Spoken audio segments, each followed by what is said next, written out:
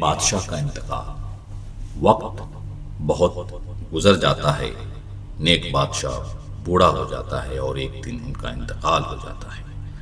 نیک بادشاہ مرنے کے بعد جب آسمان پر پہنچتا ہے تو وہاں دیکھتا ہے کہ لمبی لائن لگی ہوئی ہے اور نیک بادشاہ بھی اسی لائن میں کھڑا ہے اور سامنے انصاف کی جگہ ہے۔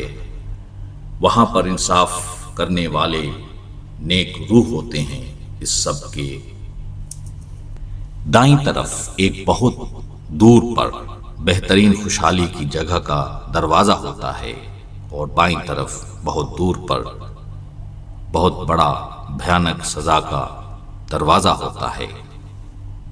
جو لوگ سامنے کے نیک روح سے مل کر جنت کے لیے چاہتے ہیں اسے بہت خوشبودار سے کپڑے پہنائے جاتے ہیں، اچھے سواری پر بٹھا کر بہترین خوشحالی کی جگہ کی طرف لے جایا جاتا ہے، اور جو لوگ بھیانک سزا کے لیے جاتے ہیں اسے لوگ کھینچتے ہوئے، نیک روح کھینچتے ہوئے بھیانک سزا کی طرف لے جا رہے ہوتے ہیں۔ بہترین خوشحالی کی جگہ میں جانے والا لوگ بہت ہوتے ہیں اور بھیانک سزا میں جانے والے لوگ بہت کم ہوتے ہیں۔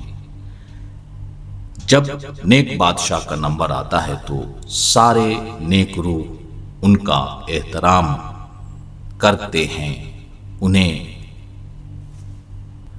بہترین خوشحالی کی جگہ کی خوشخبری دیتے ہیں، ان کے کام کی تعریفیں کرتے ہیں، بہت احترام کے ساتھ انہیں بہترین خوشحالی کی جگہ تک لے جایا جاتا ہے۔ بادشاہ بہترین خوشحالی کی جگہ میں، نیک بادشاہ بہترین خوشحالی کی جگہ میں بہت خوشی کے ساتھ رہتا ہے اور دیکھتا ہے کہ بے حساب لوگ بہترین خوشحالی کی جگہ پر آ رہے ہیں۔ بادشاہ یہ دیکھ کر بہت خوش ہوتا ہے۔ جیسے جیسے وقت گزرتا جاتا ہے ویسے ویسے لوگوں کا بہترین خوشحالی کی جگہ میں آنا بہت کم ہو جاتے ہیں اور بھیانک سزا میں جانا بڑھنے لگتا ہے۔ 1000 سال سے اوپر ہو جاتا ہے تو بہترین خوشحالی کی جگہ میں آنے والے لوگوں کی تعداد بے حساب کم ہو جاتے ہیں اور بھیانک سزا میں جانے والے لوگوں کی تعداد بہت زیادہ بڑھ جاتے ہیں۔ اس پر نیک بادشاہ کی یہ خواہش ہوئی کہ آخر کیا بات ہے کہ ایسا ہو رہا ہے، کیوں نہ میں جو انصاف کی جگہ ہے وہاں جا کر کھڑا ہو کر دیکھوں۔ نیک بادشاہ وہاں کے نیک روح سے گزارش کرتا ہے اور انہیں اجازت مل جاتی ہے اور انہیں انصاف کی جگہ پر کھڑا کر دیا جاتا ہے وہاں کا نظارہ دیکھنے کے لیے۔ بادشاہ اب لائن میں کھڑے ہوئے شخص کی باتیں سن رہا ہوتا ہے۔ نیک روح سامنے کھڑے ہوئے شخص سے، آپ کے رب نے آپ کو دنیا میں 5ویں ذمہ داری کو پورا کرنے والا بنا کر بھیجا، آپ کو بہترین مخلوق بننے کے لیے آپ کو اس دنیا میں بھیجا، لیکن آپ تو اپنے رب کا حکم نہ مان کر دنیا کو ہمیشہ کی زندگی سمجھ کر جینے لگے، اس لیے آپ کو بھیانک سزا کی جگہ پر بھیجا جاتا ہے۔ کیا آپ کو اپنی صفائی میں کچھ کہنا ہے؟ شخص، آپ سے کوئی غلطی ہو گئی ہے، ذرا غور سے میری زندگی کو دیکھیے، میں تو سیدھا سادہ اور بڑا ہی نیک انسان تھا۔ نیک روح، ہم نے دیکھا ہے کہ آپ کے اطراف میں اور دنیا میں بے حساب ظلم ہو رہے تھے، کہ آپ کے اطراف میں بے حساب لوگ گھر نہ ہونے کی وجہ سے گھر سے بے گھر تھے، علاج کے لیے پریشان تھے،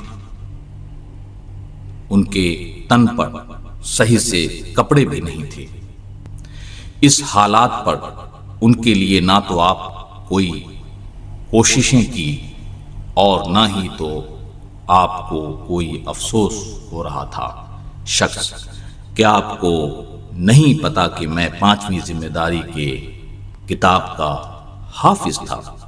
نیک روح: جی مجھے پتا ہے، لیکن آپ تعلیم کے علاوہ 5ویں ذمہ داری کو پورا نہیں کیا۔ شخص: کیا آپ کو نہیں پتا کہ میں 5ویں ذمہ داری کی کتاب کا ریسرچر بھی تھا؟ نیک روح: جی ہمیں پتا ہے، لیکن اس سے دنیا میں کسی کا بھلا کیا ہوا؟ شخص: کیا آپ کو نہیں پتا کہ میں ہر روز 2 مرتبہ آواز لگاتا تھا 5ویں ذمہ داری کے جگہ سے، کہ گاؤں کے ادارے سے، کہ اے لوگو آؤ 5ویں ذمہ داری کی باتیں سنو؟ نیک روح: جی ہمیں پتا ہے، اس کے لیے آپ کو تنخواہ ملا کرتے تھے۔ شخص: ہر روز میں 5ویں ذمہ داری کے گاؤں کے تعلیمی ادارے میں لوگوں کو تعلیم دیا کرتا تھا۔ نیک روح: جی پتا ہے، اس کے لیے آپ کو تنخواہ ملا کرتے تھے۔ ان سب کے باوجود معاشرے میں بے حساب خرابیاں تھیں۔ نیک روح: اس سے؟ شخص: میں سال میں 10 دن بھوکے رہتا تھا اور اس دوران میں لوگوں کو 5ویں ذمہ داری کی پوری کتابیں پڑھ کر سناتا تھا۔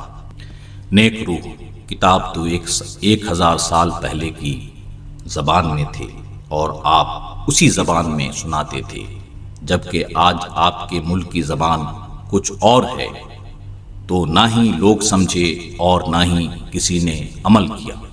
نیک روح: اب بہت آپ نے بہانے بنا لیے، ذرا آپ ہی بتائیے کہ 5ویں ذمہ داری ہے کیا؟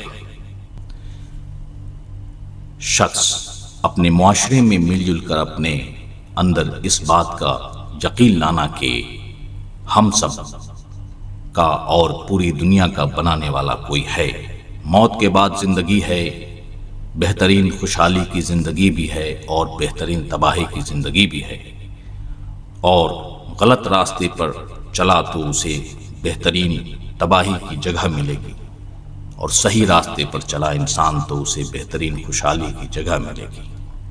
اپنے معاشرے میں مل جل کر انسانیت سیکھنا اور انسانیت سکھانا اور انسانوں کو انسان بنانا، اپنے معاشرے میں مل جل کر ایک دوسرے کو اچھا انسان بنانے کی تعلیم دینا اور اچھا انسان بنانا، اپنے معاشرے میں مل جل کر انسانیت کا کام کرنا، اپنے معاشرے میں مل جل کر کوششیں کرتے رہنا، اپنے آخری حد تک کہ اپنے اطراف میں اور دنیا میں ایسا ماحول بنے کہ جس میں ہر انسان کو 5 ذمہ داریوں کو پورا کرنے کی تعلیم لگاتار ملتی رہے، اور اپنے معاشرے میں اور دنیا میں کوئی بھی انسان روٹی کپڑا اور مکان کے لیے بے بس اور محتاج نہ ہو۔